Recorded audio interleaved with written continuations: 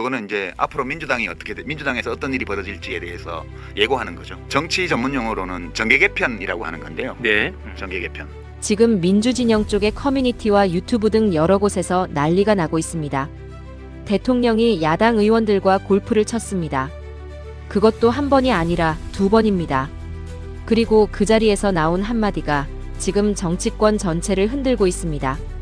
내 임기를 단축해서라도 개헌을 하겠다. 무슨 이야기인지 처음부터 정리해드리겠습니다. 어제 8월 13일이었습니다. 국민의힘 김태호 의원이 언론에 한 가지 사실을 공개했습니다. 지난달, 그러니까 7월에 이재명 대통령과 골프를 쳤다는 겁니다. 그런데 취재가 이어지면서 그게 처음이 아니었다는 사실이 드러났습니다. 6월에도 있었습니다. 22대 국회 후반기 의장단이 선출된 직후였습니다. 이 자리에는 국민의힘 주호영 의원, 그리고 현직 국회 부의장인 박덕흠 의원이 함께했습니다. 주호영 의원은 6선, 전반기 국회 부의장을 지낸 대구 경북 최다선입니다. 박덕흠 의원은 4선, 현직 부의장이고요. 여기에 조정식 국회의장까지 동석했습니다. 그리고 한 달 뒤 7월, 경남 양산을이 지역구인 4선 김태호 의원과의 자리가 이어졌습니다. 핵심은 7월 회동입니다. 김태호 의원이 전한 바에 따르면 그 자리에서 개헌 이야기가 나왔습니다. 김 의원이 먼저 꺼냈다고 합니다. 87년 체제는 수명을 다했다. 지금 구조로는 누가 대통령이 되든 전직 대통령이 감옥에 가는 악순환이 반복된다. 권력과 책임을 나누는 구조로 바꿔야 한다. 이 말에 이 대통령이 답했다는 겁니다. 내 임기를 단축해서라도 개헌을 해야 한다는 생각이다. 현직 대통령이 자기 임기를 줄이겠다는 표현까지 쓴 겁니다. 김 의원은 대통령이 연임 개헌은 할 수 없다고 선을 그었다는 말도 함께 전했습니다. 다만 한 가지 분명히 짚고 가겠습니다. 이건 회동에 참석한 김태호 의원이 전한 내용입니다. 청와대는 대통령의 비공개 일정은 확인해 줄 수 없다는 입장입니다. 그럼 분권형 개헌이 뭘까요? 간단합니다. 지금 헌법에서는 대통령 한 사람에게 권한이 몰려 있습니다. 외교, 안보, 인사, 예산, 행정 전반이 대통령 손에 있습니다. 그래서 승자독식이라고 부릅니다. 선거에서 이긴 쪽이 전부를 가져가고 진 쪽은 아무것도 못 가져갑니다. 분권형 개헌은 이 권한을 쪼개자는 겁니다. 대통령이 쥔 권한 일부를 국무총리와 국회로 넘기자는 것이죠.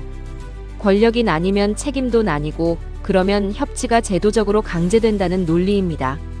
방식은 크게 3가지가 거론됩니다. 첫째, 4년 중임 대통령제. 지금 구조는 그대로 두고 임기만 바꾸는 방식입니다. 둘째, 분권형 대통령제. 대통령은 외교와 안보를, 총리는 내정을 맡는 구조입니다. 셋째, 의원내각제. 가장 급진적인 안이죠. 과거 국회 개헌특위에서는 2번째, 분권형 대통령제 선호가 가장 높았습니다. 다만 그 안에서도 대통령과 총리에게 권한을 어떻게 나눌지를 두고 의견이 갈렸습니다. 여기서 자연스럽게 질문이 생깁니다. 왜 지금일까요? 몇 가지 배경이 겹칩니다. 먼저 시점입니다. 집권 2년 차입니다. 국정 운영에 국회 협조가 필요한 시기죠. 2번째, 상대가 누구인지입니다. 주호영 의원은 대구 수성갑, 박덕흠 의원은 충북, 김태호 의원은 경남입니다. 셋 다 야당 중진이고 지역 현안을 안고 있습니다. 실제로 6월 회동에서는 대구 경북 행정통합 이야기가 나온 것으로 전해집니다. 주호영 의원은 지난 4월 시정연설 때도 같은 요청을 한 바 있습니다. 세 번째, 개헌은 혼자 못합니다. 헌법을 바꾸려면 국회 재적 3분의 2 동의가 필요합니다. 야당이 반대하면 아예 시작조차 안 되는 일이죠.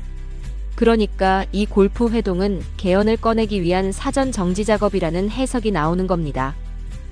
물론 반론도 만만치 않습니다. 찬성하는 쪽은 이렇게 말합니다. 권력 집중이 지금까지의 모든 비극을 만들었다. 이제 구조를 바꿀 때다. 반대하는 쪽은 이렇게 반박합니다. 권한을 나누면 책임 소재가 흐려진다. 대통령과 총리가 충돌하면 국정이 멈춘다. 그리고 더 근본적인 지적도 있습니다. 개헌이 정치적 거래 카드로 쓰이는 것 아니냐는 겁니다. 이 지점에서는 여야 내부도 의견이 갈립니다. 찬반이 진영으로 딱 나뉘지 않는 드문 사안입니다. 그런데 이 소식이 전해지자 한 달 전에 나왔던 어떤 발언이 다시 소환되고 있습니다.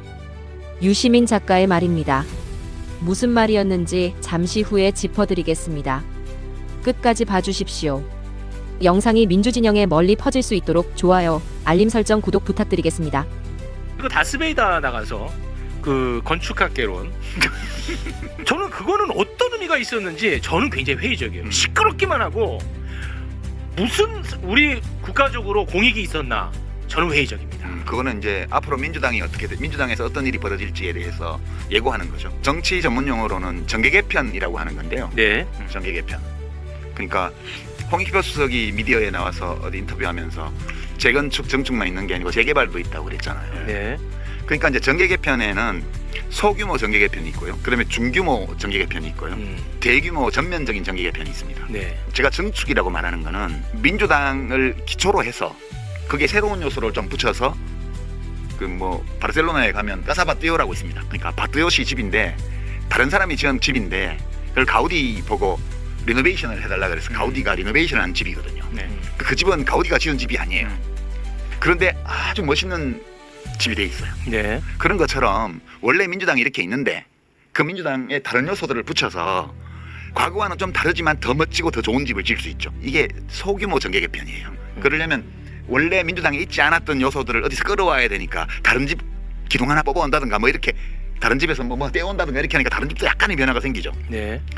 두 번째 제가 재건축이라고 한 거는 그 정도가 아니고 새 집을 짓는 거예요. 재건축은. 그러면 새 집을 짓기 위해서는 기존 집을 헐어야 되고 기존 집을 헐어낸 건축 자재 중에서 일부는 버리고 일부는 쓰고 다른 데서 새로 가지고 온 거라고 섞어서 새 집을 짓는 거예요. 그것은 옛날 집과 달라요. 그것은 정축과는 달라요. 중규모의 이 정계 개편이에요. 이게. 네. 그러니까 어떤 작은 정당들을 같이 흡수한다든가 또는 다른 큰 정당의 일부를 떼온다든가 이런 정도예요. 그다음에 재개발은 뭐냐 하면 동네 전체를 바꾸는 거잖아요. 그거는 한국 정치 지형 전체를 바꾸는 엄청 큰 정계 일이죠. 개편이에요. 이 세 가지의 정계 개편이 있는데 되게 우리가 보통 기대했던 거는 소규모 정계 개편이었어요. 그러니까 외연 확장, 민주당을 기초로 해서 외연 확장하는 거예요. 그러니까 바띠오시 집 까사바띠오 짓는 것처럼 더 멋지게. 이 사람들은 되게 그걸 생각을 했고, 근데 대통령은 두 번째 거나 세 번째 거를 생각하고 있는 것 같다. 그 현실을 얘기한 거예요. 네. 제가 현실을 얘기한 거고 두 번째 거나 세 번째 거를 염두에 두고 있을 때라야 의미 있는 행위들이 쭉 나왔기 때문에 특히 이제 문재인 대통령에 대한 비하, 조롱, 공격이라든가 문조 틀레유 이렇게 묶어서 뉴스공장 심지어는 매불쇼 뭐 저 같은 일개 비평가까지 다 묶어서 하나의 세력으로 만든 다음에 이거를 사상적으로 도덕적으로 정치적으로 공격하는 일련의 행위가 6개월 이상 지속적으로 됐다는 거는 이것은 뭘 허무는 작업이 아니고는 상상할 수 없는 거예요. 이게 전부 다. 네. 그래서 이게 최소한 두 번째 거 재건축이거나 혹은 재개발은 더 힘든 일이죠. 이런 걸 하는 것 같다고 제가 얘기를 한 거고, 그러니까 이제 일부 비평가들이나 언론에서는 뭐 주인 행세한다 그랬는데 그게 아니고 저는 재개발도 할 수 있고 재건축도 할 수 있다고 봐요. 네. 증축도 물론 할 수 있고요. 그것이 사람들에게 받아들여지면 성공할 수 있어요. 그리고 시대가 요구하는 거면 의미 있을 수 있고요. 근데 지금 과연 어떤 상황인가를 보자는 거죠. 민주당이 재건축을 해야 될 정도로 문제가 많은 정당이냐?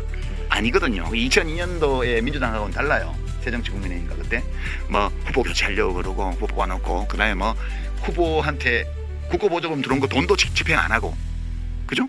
이런 당이 아니잖아요. 민주당은 정말 이재명 대통령을 확실하게 뒷받침했던 당이고 압도적 다수의석을 가지고 있는 원내 제1당이고 네. 여당이잖아요.